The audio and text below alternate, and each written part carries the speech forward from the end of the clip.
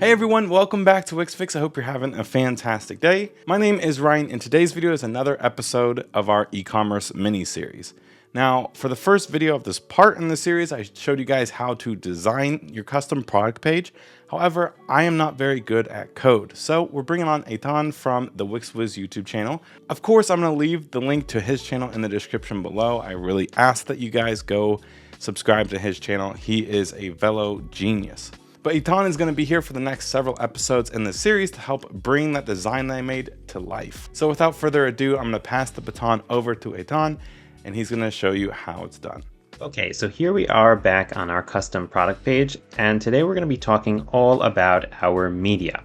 So here in this current design by Ryan, we have one large main media right over here, and we also have a repeater which has the other not main media items.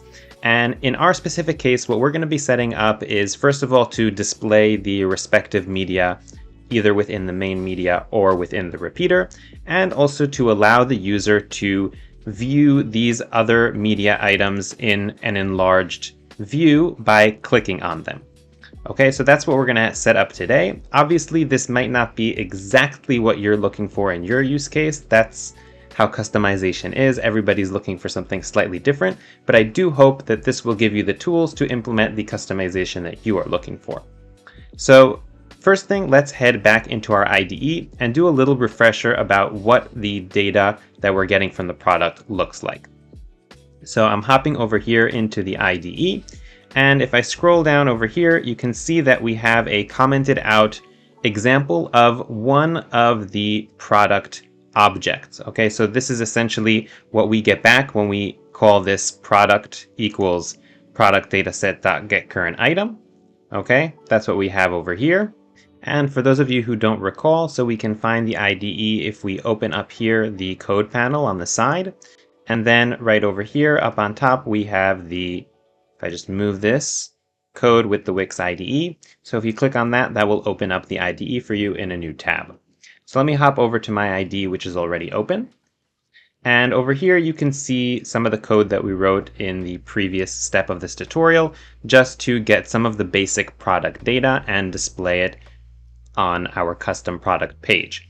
And here what we did is we retrieved the product from the product's dataset.getCurrentItem, and we're going to be doing a similar thing for the media as well. And here on the bottom, I have an example of a product object that comes back from that data set. And obviously this is going to be different for each of our products. But you can see over here that we have one property which is called main media. So that's what we're going to initially put inside of our main media. And if we take a look down here, we also have another one called media items. Okay. So that's what we're going to be using for the media items that go into the repeater. And as you can see, this is already organized as an array, so that's super convenient. So now what I'm going to do is create a new function which will facilitate the retrieval of the media data and assigning it to the different elements on our custom product page. So let's go ahead and create that function. Fun function. And it's going to be populate media items. And again, you can call your functions whatever you want. I just suggest giving them a meaningful name so you can find that function afterwards. And here inside of this function, what we're going to do is, first of all, I'm going to retrieve the product again like we did over here. Obviously, we can make that more dry or do not repeat yourself later on. But in order to just keep these tutorials individual and separate so that you can tackle each one without having to rely on the other ones, I'm going to retrieve the product data from scratch.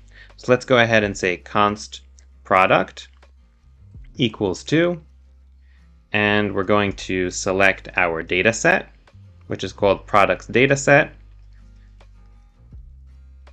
and then we're going to get the current item.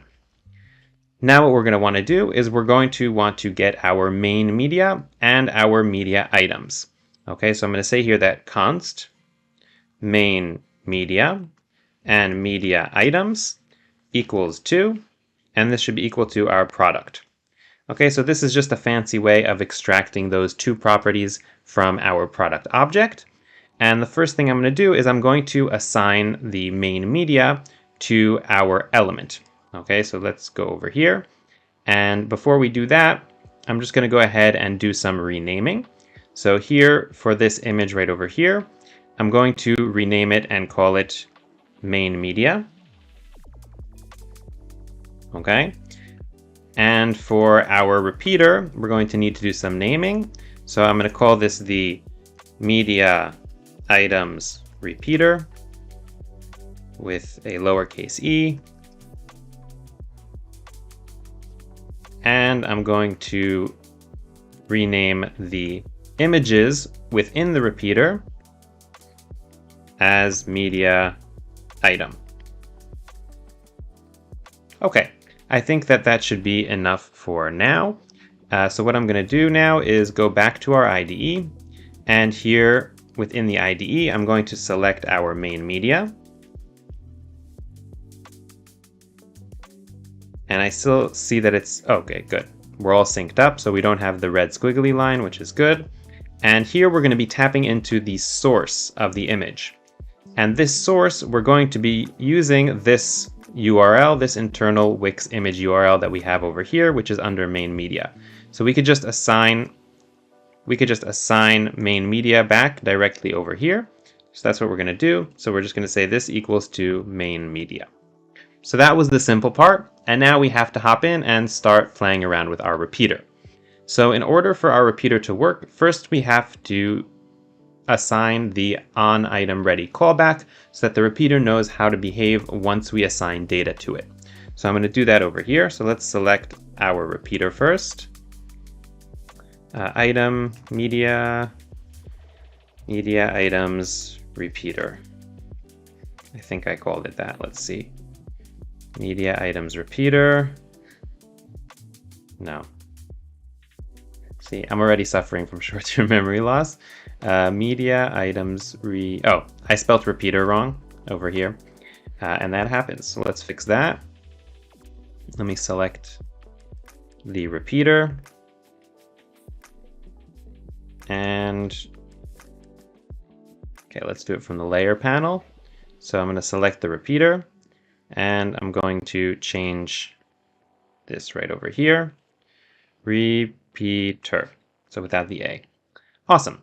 Now I can head back into the IDE, and if I make sure to sync up over here on the bottom, then hopefully this will go away, and it did. So we're all good. Now we can tap into the OnItemReady for this repeater. So here, this callback function takes 3 parameters.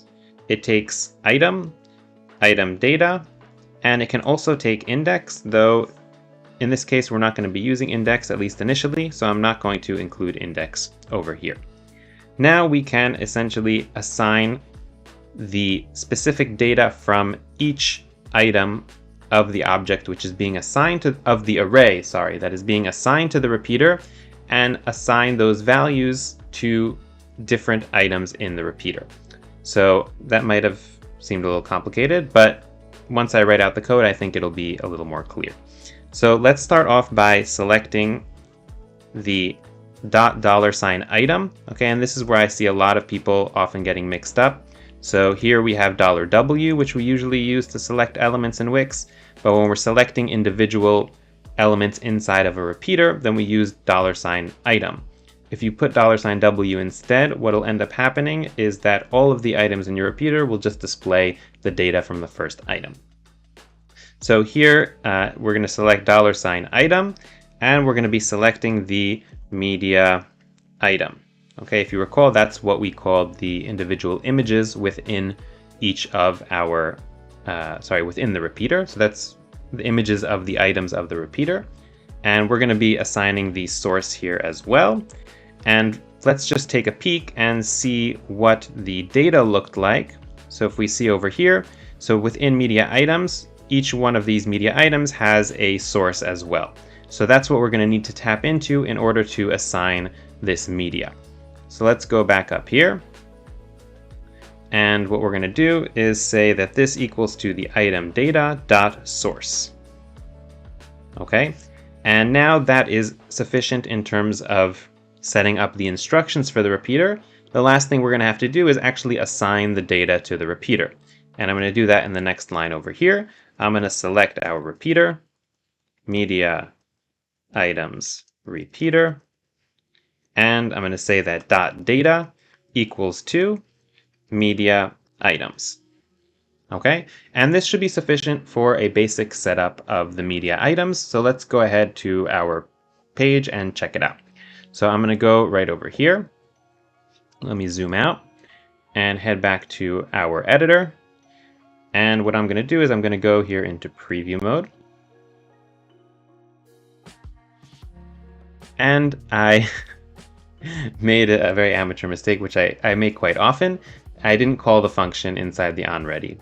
So I usually remember when I'm going into preview mode and I expect to see something. So let's just pop right back into the IDE. And the last thing that we're going to do is we're just going to call this function right over here in the onReady. Otherwise, it's not going to do what we want. So that's all good. And let's head back here into the editor. And I'm just going to pop us out of preview mode and back into preview mode. And let's see. Okay, awesome. So here you can see that our main media indeed changed.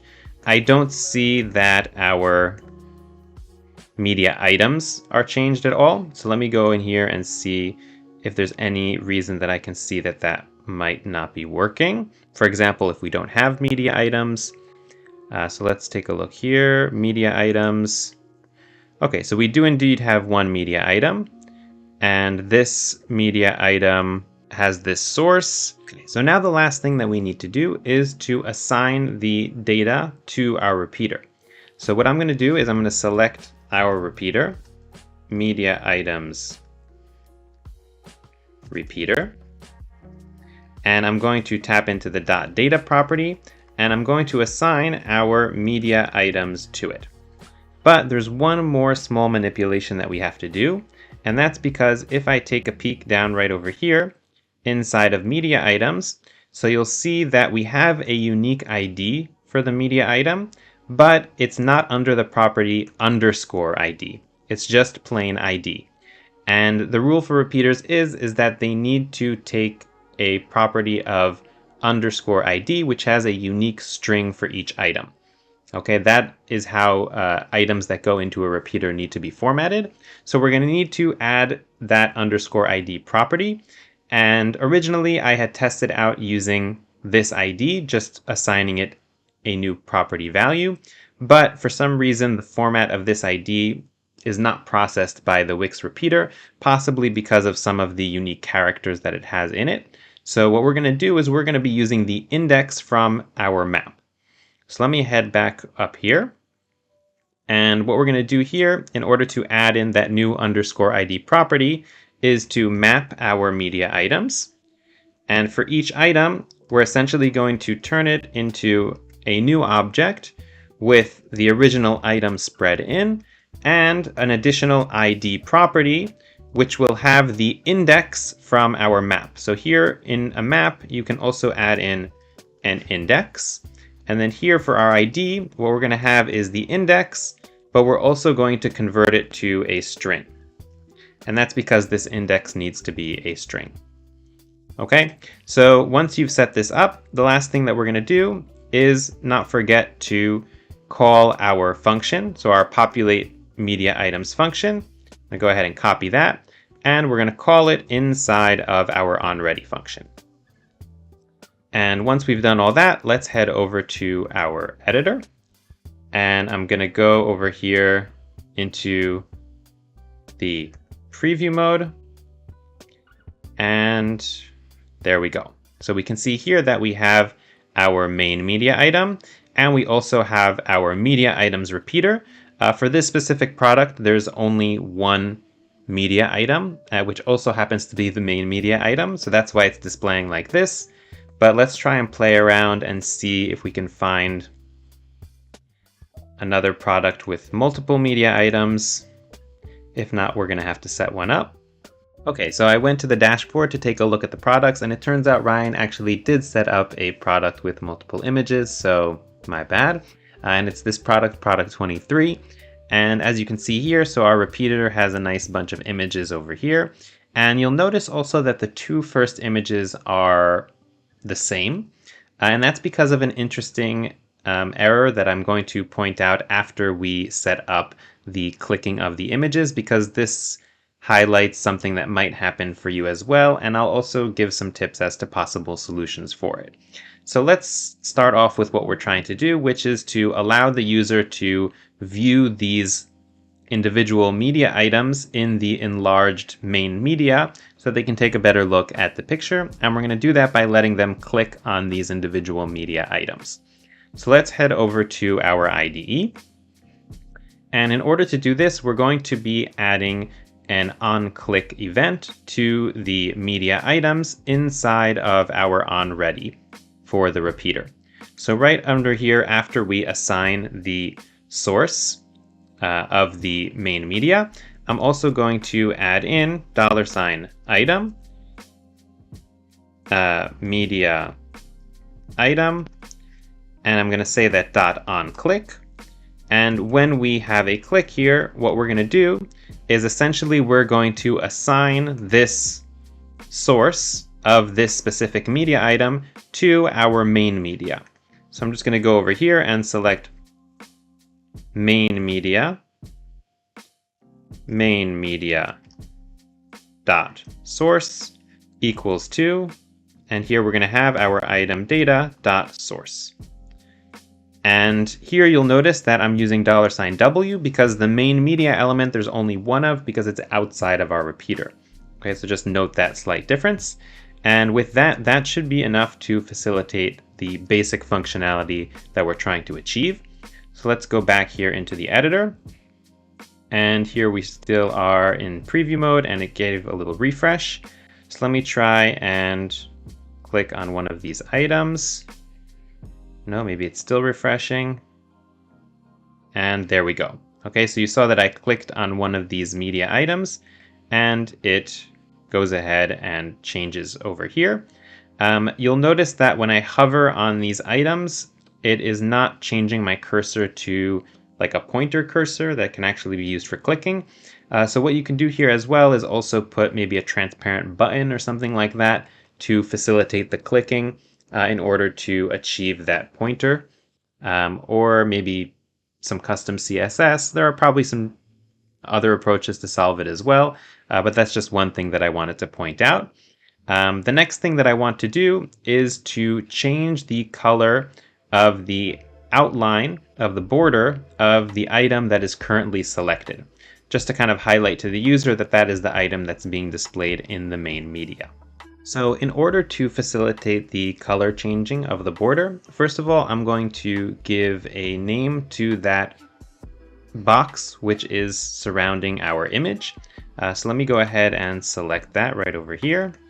So this item, now it's called box 32, but I'm going to give it a name, and I'm going to call it media item wrapper. Okay, and again, you can call these things whatever you want. It doesn't really matter as long as you can easily find it and use it in your code afterwards. And now I'm going to pop back over to our code. And here within the OnItem ready for the repeater, we're going to add some functionality for that box as well. And it's going to happen inside of the OnClick for our main media, for our media item. So let me go ahead and zoom right in here. And what we're going to be doing is that when we click on a specific media item, I'm going to select that media item's wrapper. So media item wrapper. And then we're going to tap into its .style property. Okay, so here we're going to have .style.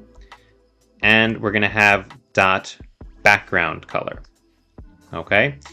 And now we're just going to assign it a new color. So let's say I assign it the color blue.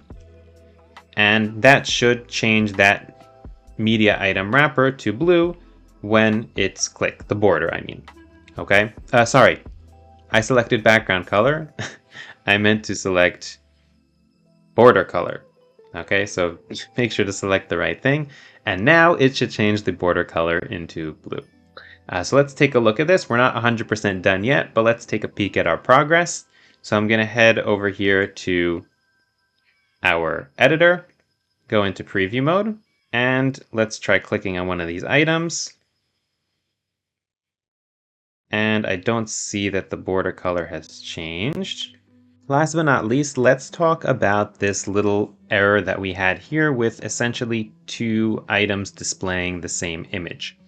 And the reason for this is if we take a peek here in the developer console and we take a look at the data for this specific product, then let's go into media items, if I can find it. And if we take a look here at the second media item, then you'll notice that the source is a video. Okay, but we are trying to attribute this source to an image. So there are two ways that we can approach this, or we can ignore it, essentially through the code or by fixing our product and only giving images as media items.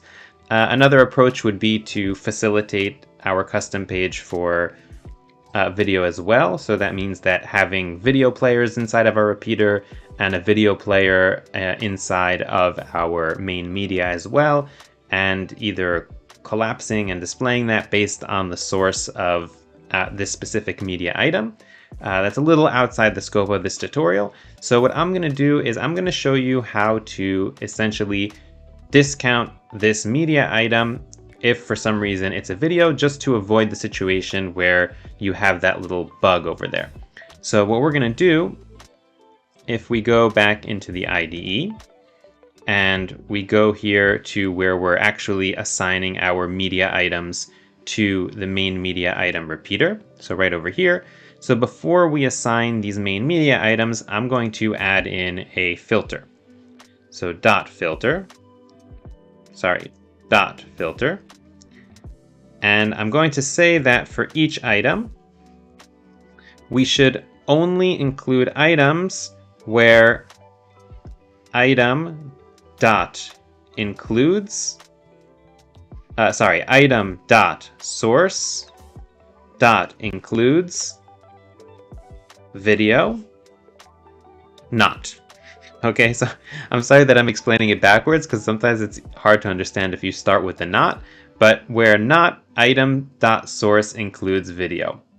Okay, so if that string of the source includes the word video, then it won't include it inside of our media items that we're passing onto the repeater. You can try and make it even more specific to avoid a situation, let's say, where for some reason the file name happens to have the word video in it, even though it's an image. So for example, if I take a look here at the data, I can see here that it's, let's say, Wix video with all these colons and dash dash. So if I add that in, then that would make the chances even lower that we would make that kind of mistake. So if I just copy that and I put that right over here, whoops, it's Wix. Okay, so Wix, just gonna do it by hand. Wix video, like that. Okay, and now let's go back into our editor and take a look here at preview mode, and you can see here that that second image that we had disappeared. Okay, because we're never sending it to the repeater because the source includes video. So this is kind of like a workaround, not so much of a solution, but at least you won't have two of the same image there if you happen to encounter this problem. Okay, so one more thing that we're going to want to do with our media items is to indicate which of them is currently selected. Currently the behavior is that if we click on one of these, it will populate this main media image. But I also want to give some indicator out of these media items which one is the one that's currently being displayed. And the way we're going to do that here is by using these borders. So as you can see, each one of these has a kind of pinkish border. And what we're going to do is we're going to change the color of the selected image to be blue or some other color. And the way I have it set up here is that not the image itself, but the wrapper of the image, so the if I go over here and take a look here at the layers, and I open up the item, so you can see here that we have the image. So this item itself is what has the border, okay? Because only certain elements in Wix can have their border changed via code. If you want to use kind of the advanced CSS functionality, maybe you could tap into the image as well, but I want to go with a more basic approach. So as you can see here, I've gone ahead and named this wrapper to be media item wrapper. Okay, you can see this right over here. And that's what we're going to be accessing in the code. So let's hop over to our IDE. And the place we're going to be implementing this code is inside of the OnItem ready for our media item repeater. And we already have this OnClick action over here. So we already have this callback function.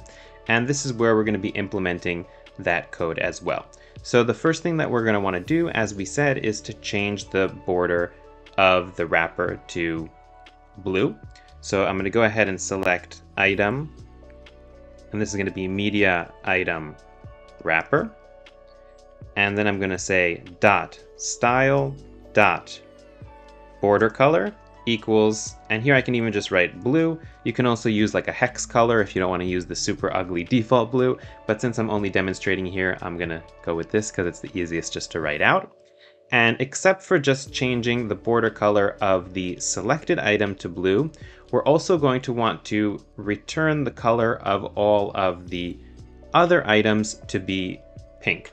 Because for example, you can imagine if I select one of the items, it'll turn blue, and then I select the next one, it'll also turn blue, but the first one will still remain blue, unless we implement some other code, and that's what we're going to do here. So I'm going to head back into the editor, and I just want to double check and see what is the color that I currently have as the border for this item. So I'm just going to make sure that I'm currently selecting the media item wrapper, and I'm going to go over here to the styles panel, and I'm going to go down over here to border.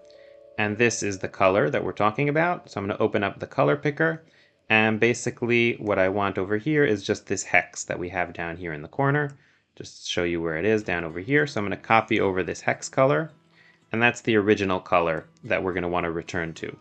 So let me copy that over here to the IDE. And for now, I'll just comment it out over here. Uh-oh, it's not letting me paste. So let me actually just write out the hex. Let me double check and see what it was. F5347E. So that's F5E47E. E or 3? E. Okay. So that's the hex that we're going to be dealing with. And I am going to revert all of the borders back to this color before I change the color to blue. So that means every time we click, essentially we're going to revert all of them back to the original color and then revert the currently selected one to blue, or change the currently selected one to blue. So let's do that over here. So I'm going to select here $W. Okay, let me zoom right in so you can see where I'm writing code. So I'm going to select here $W, and I'm going to select media item wrapper, and I'm going to say dot style dot border color equals 2, and the hex over here that we copied over. So let me just copy that and put it right over here. Okay, so this should facilitate that changing of color that we want. So let's go ahead and check it out. I'm going to go back into the editor, and I'm going to head here into preview mode.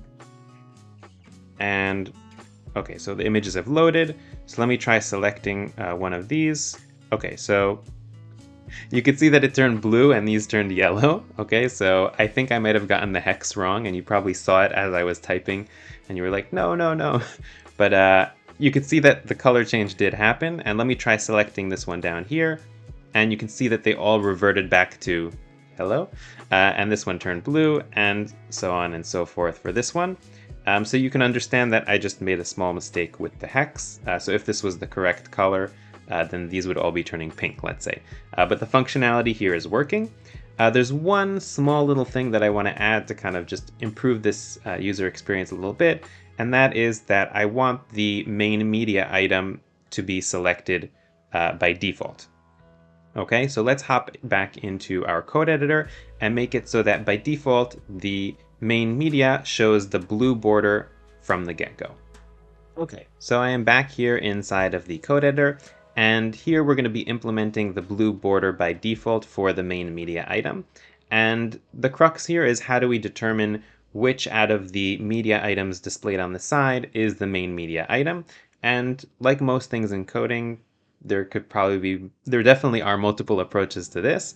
First of all, we kind of know that the main media is going to be the first one inside of that array of media items. So I could just say that if the index is 0, then make the border blue. That could be one approach, but I'm going to take an approach that's a little more flexible and doesn't assume that the main media is going to be in that first position. And the way I'm going to do it is by comparing the source of the main media to the source of one of the items in the main media items. So again, we're here inside of the media items repeater.